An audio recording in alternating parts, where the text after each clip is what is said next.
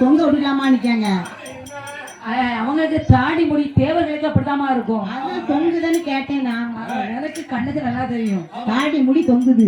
அம்மா கைலாசத்துல தேவாதி தேவர்களுக்கு சரி கட்டிங் ஷேவிங் எதுவுமே கிடையாது. ஒண்ணுமே கிடையாது அவங்களுக்கு. அவங்க அப்படிதான் இருப்பாங்க, அப்படிதான் இருப்பாங்க. ஆமா பகவானுக்கு எந்த நேரமும் பணியாற்றுகிறவர்கள். சரி அவங்கதான் பாத்துக்க தேவாதி தேவர்கள். தேவர்கள் இவங்கதான் அண்டர்கள், தொண்டர்கள், அடியவர்கள், 33 கோடி தேவர்கள், 44,000 கோடி ரிஷிமார்கள். இவங்கதான் பாத்துக்க. எப்பா நீ யாரையாவது மகன்மா எல்லாத்தையும் பாத்துட்டியா? ஏன் பார்க்க நிறைய இருக்கம்மா.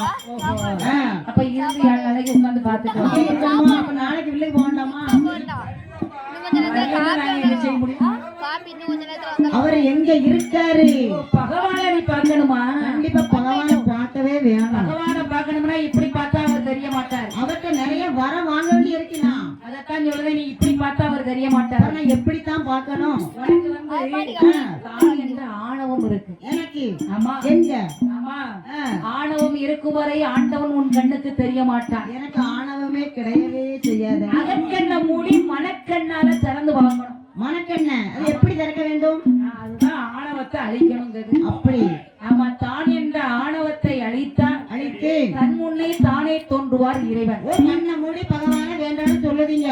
ஆமா அதான் பார்த்தா வல்ல இருக்கேன். சரி அங்க அகக்கண்ண மூடி மனக்கண்ணை திறந்து பார்த்தா. கண்ணை மூடா எப்படிமா பார்க்க முடியும்? அதான் மனக்கண்ணால திறந்து பார்க்கணுமா? மனக்கண்ணை திறந்து பார்க்கணும். ஆமா சரி. நந்தி நந்தி ஆனா கழுத்துல பாம்பு போட்டிருக்காரு, அவர் தானே பகவான்? பகவான் அவர் தானா? அந்த பொண்ணு யாருமா? பகவான பார்த்தாலும் பொண்ணு பக்கத்துல இருக்கான். பக்கத்துல பொண்ணு இருக்கலாமா? அதான் சொல்லுவாங்க பாத்துக்க. சரி நாயை குட்டி கொண்டு போய் நடு வீட்டுக்கு வச்சாலும் அது பிறக்கத்தான் செய்யும். நீ வல்லருங்க பாத்தியா? நீங்க நாயின்னு சொல்லுவீங்க.